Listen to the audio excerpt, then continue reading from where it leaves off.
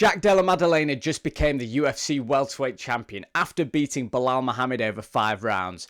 And in today's video, we're going to be taking a look at 5 things we learned from this fight. If you've not seen these videos before, I put up these 5 blank boxes, and as we go through the video, we reveal one thing at a time that we learnt from this fight. Hello guys, and welcome back to Alex on MMA. Hope you're all doing well. Hope you enjoyed the fights last night. And what an incredible fight it was. So much of the narrative heading into this one was about boring Belal Muhammad and how this was likely to be a rinse and repeat of the Leon Edwards fight. But it couldn't have been more different. It was a really competitive fight, I thought, throughout. The first 3 rounds, I just edged to JDM. I think he was just a bit busier landing the cleaner shots. Numerically, it did look very close, but if you actually looked at how JDM was rolling with the punches, avoiding a lot of the damage, and then really landing on Belal Muhammad, he did seem to be landing the cleaner shots. But either way, those first 3 rounds were very close. And then it seemed as though Belal was really rallying in that 4th round. He had a huge 4th round, which hopefully has won over a lot of critics, because it would be easy just to fade away if you were just losing on the striking, but he just kept going. And then the 5th round was an absolute classic, one of the best rounds of the year for sure, and JDM came through, pouring it on till the very end. An absolutely incredible performance by him and the new Della Maddalena. And before we move on to the first thing that we learned, I do want to say that my prediction was completely right. If you look back at my previous video, I did say JDM would win via points. I just had a feeling. I do trust in Belal Muhammad's chin. He's got a real granite chin. He's got a lot of heart, a lot of toughness. I do hope that a lot of the hate that was directed towards him before this fight turns into respect. Even if it's begrudging respect, you have to respect these 2 warriors for just putting it all on the line. Anyway, with that being said, let's move on to the first thing that we learned from this fight. And it's that JDM's movement was the absolute key to victory. We knew going into this fight that it was essential that Della Maddalena kept his back on the fence. This is where Belal Muhammad wants to be. That's his game plan. Everyone knows it, but stopping it is another thing. Belal Muhammad wanted to push JDM back. You could see that with the use of his jab in the first round.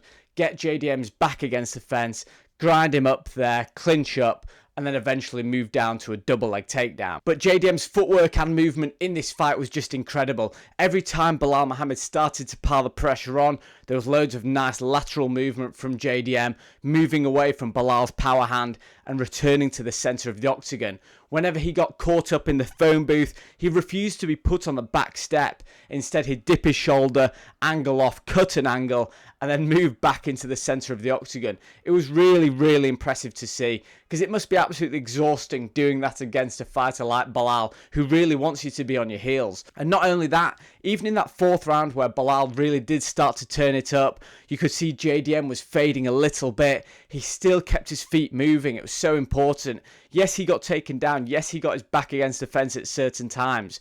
But do you remember Leon Edwards was just covering up, moving backwards, staying there? JDM refused to let that happen. Even when he got caught up in the clinch, he'd use his feet to turn, get an angle, defend himself against the fence, and then move back into the centre of the octagon. So much of the criticism or potential flaws in JDM's game was related to that Gilbert Burns fight, where he was getting taken down in the middle of the octagon. But JDM's movement, he just didn't stay still in this fight. He was either moving forward and pouring it on Belal Muhammad, or showing really slick angles and lateral movement. JDM's movement cannot be underrated in this fight. So the first thing that we learned is, in terms of his boxing footwork, JDM is elite, and this is potentially what won him this fight. Moving on to the second thing that we learned, and let's talk about the loser of this fight, Belal Muhammad. Firstly, let's give him his plaudits. He showed an absolutely granite chin. I don't think you appreciate how good the boxing was of JDM in this fight and how many clean shots he was landing, moving to the body, then up to the head, because Belal Muhammad just seemed unfazed. And when a fight is fairly close, if you can show the judges that you're unfazed when an opponent lands a clean right hand on you, that can really score well. Unfortunately, it wasn't enough in this fight. And not only do we have to mention his chin, we also have to mention his heart, because that 4th round was just pure heart. He knew that he was getting outmaneuvered and beaten on the feet. We all knew that was going to happen. JDM's feet were too good, his hands were too slick. But in that 4th round, he decided to be more reckless. He just put it on JDM, got his back against the fence, had JDM in some pretty scary moments, was landing some big shots of his own. His dirty boxing was really good. So fair enough, he showed a great chin and great heart. However, The ultimate point of this fight is I think Belal just fought the wrong fight. Yes, great chin, great heart, but don't just try to keep it standing with someone who's a better boxer. Of course, the counterpoint is that JDM's takedown defense was really good, but Belal Muhammad was hardly spamming the takedowns, and even more so, he wasn't getting as in your face, being as dirty boxing. He was fighting at range for a lot of the time, and his jab was looking quite nice for a lot of that fight. But even so, to really get to JDM, he needed to turn the fight a lot dirtier, close that distance more, really get up in his face. And yes, JDM's jab and his teep were really good at keeping Belal at range, but I think in a fight like this, Belal needed to accept that he had to eat a jab to really close that distance and get in on Della Maddalena. There was no point in him keeping it at range. JDM's movement is far too good. Belal Muhammad needed to make it a lot uglier than he did in the 4th round. He just waited far too long. So for that reason, the second thing that we learned is that whilst Belal Muhammad has a lot of positives to take away from this, in the eyes of the fans, hopefully they recognise his chin and his heart, he ultimately fought the wrong fight, and that cost him the belt. And I know that Belal was the self-proclaimed Canelo hands heading into this fight, but on that point, I'm going to move on to the third thing that we learned, and it's that JDM is the best boxer in the welterweight division. Incredible hands, incredible head movement, feinting, switch hitting, the lot. I made a list of all the things because I didn't want to miss out on anything, because I think we really need to give JDM his plaudits here. His head movement, I kind of touched upon that in the movement, but just the way that he was rolling with so many of these punches. Numerically, the fight, particularly through the first 3 rounds, looked very close in terms of strikes landed. But you see that the way JDM was moving with these punches, keeping his head off the centre line, pretty much the opposite of what Belal Muhammad was doing. Belal Muhammad was keeping his hands fairly low, head up high, and getting caught with some big shots. Even when Belal was landing on JDM for a lot of the time, he was moving backwards, not taking the brunt of the shots. And also from an offensive point of view, the combinations that JDM was putting together were so good, because Belal Muhammad was defending the jab a lot of the time. He was defending the 1-2. But when JDM was putting together these 5-6 punch combinations, the 3rd, 4th and 5th shots were all landing. I had big question marks about Belal Muhammad's footwork heading into this fight. I think when he's moving downhill on the front foot, he's really good at putting you back against the fence, but he's not a fighter that can fight on the back foot. And so when you're throwing these longer combinations at Belal Muhammad, you're going to have success, because he might move out of the way of the first 2, but 3, 4 and 5, you're going to see Belal Muhammad's feet planted, and clearly that had been something that JDM had spotted heading into this fight. And when you couple that with the feints and the switch hitting from JDM, it was just a sublime performance from a boxer's point of view. Coming out in that southpaw stance, really mixing it up with Belal Muhammad, because he knew that when Belal Muhammad would level change, that JDM could switch back to orthodox and land some clean shots on him. The feinting seemed to keep Belal Muhammad at distance as well. That's quite an underrated part of this fight. This is pretty much an instant reaction. I've looked at a few comments online, but no one seems to be talking a lot about the feinting, especially in the 1st and 2nd round from JDM.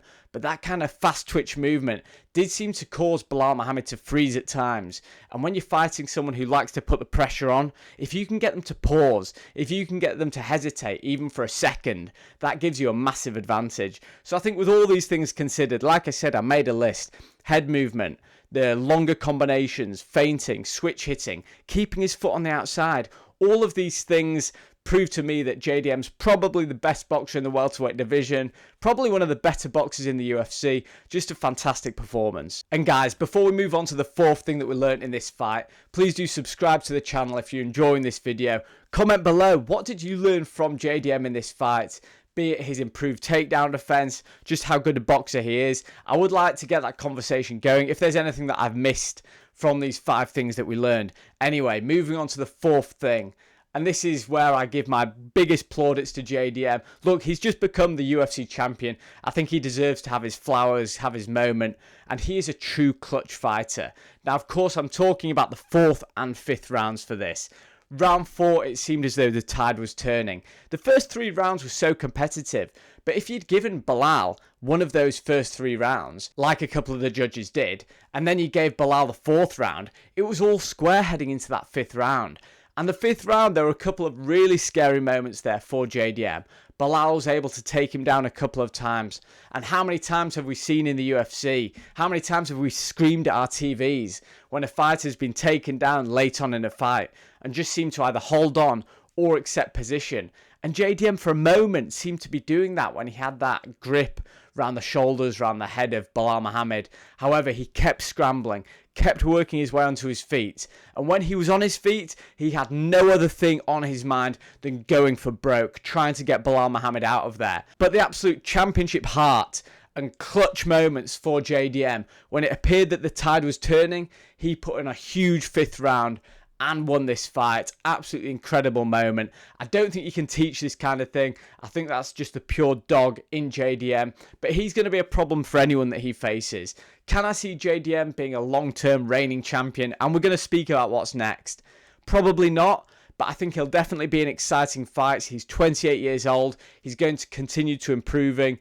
If he can keep working game plans like this and fight his absolute heart out until the end of the 5th round, then he's going to be a fantastic fighter, not just for now, but for the future too. So the 4th thing that we learned is that JDM is absolute clutch, keeps on fighting, even when it seems like the tide is turning. He just simply refuses to accept the momentum change and keeps going for the kill. Absolutely brilliant performance by the new welterweight champion. Finally, the 5th thing that we learned in this fight is what's next. Now, before in the press conference in fight week for this fight, Dana White had said there were a lot of moving parts heading into Saturday night that would determine the fates of both the welterweight division and the lightweight division. And now that JDM has won the welterweight title, it will appear that Islam Makhachev is going to move up to 170 and try and become double champ, which of course clears the path for Charles Oliveira and Ilia Topuria to fight for either a vacant or interim title at 155. So a lot of questions have been answered by this fight on Saturday night, and it seems that Islam Makhachev is next in line to take on Jack Della Maddalena. So let's just give some early thoughts on this before we end the video. How do I think this fight is likely to go? Now, based on JDM's performance here, there's going to be a lot of people thinking that, okay, this guy knows exactly how to fight against these pressure, come forward wrestlers. But that would be doing Islam Makhachev a disservice. He's very different to Belal Muhammad. He's a lot more dynamic striker than Belal Muhammad. He's got a much greater variety of takedowns that he can land on you. He doesn't just push you up against the fence and go for the double leg. He throws in the trips, centre of the octagon takedowns. Islam Makhachev has got so many options that he can go for. So I think this is going to be an incredible fight. JDM, he looked quite big out there, but I know that Islam Makhachev's a huge 155er. So I think size-wise, they will actually match up quite evenly. So overall, it does appear as though Islam Makhachev will be fighting for the welterweight title next against Jack Della Maddalena. So, as a recap, the 5 things that we learned from Belal Muhammad versus Jack Della Maddalena. Firstly, movement was the key to victory for JDM. He knew that his back could not be against the fence, and his movement was just incredible, lasting most of those 5 rounds, kept centering off, getting back into the centre of the octagon. Belal Muhammad, for everything that he did right in this fight, showing great heart, a great chin, ultimately he fought the wrong fight. Third, Jack Della Maddalena has some of the best boxing in the UFC, feinting, head movement, switch hitting. He just showed himself to be a real dynamic striker and a problem for anyone at 170. And the 4th thing that we learned, and my favourite thing that we learned, JDM is pure clutch. When the tide was turning in the 4th round and he needed to step up and put on a huge 5th round, he absolutely delivered and became the champion quite rightly. And finally, we learned what's next. Islam Makhachev against Jack Della Maddalena. Is it going to be International Fight Week? Will it be later? Who knows? Either way, sign me up. I cannot wait for that one. Anyway, I hope you've enjoyed this video, guys, and I'll see you later.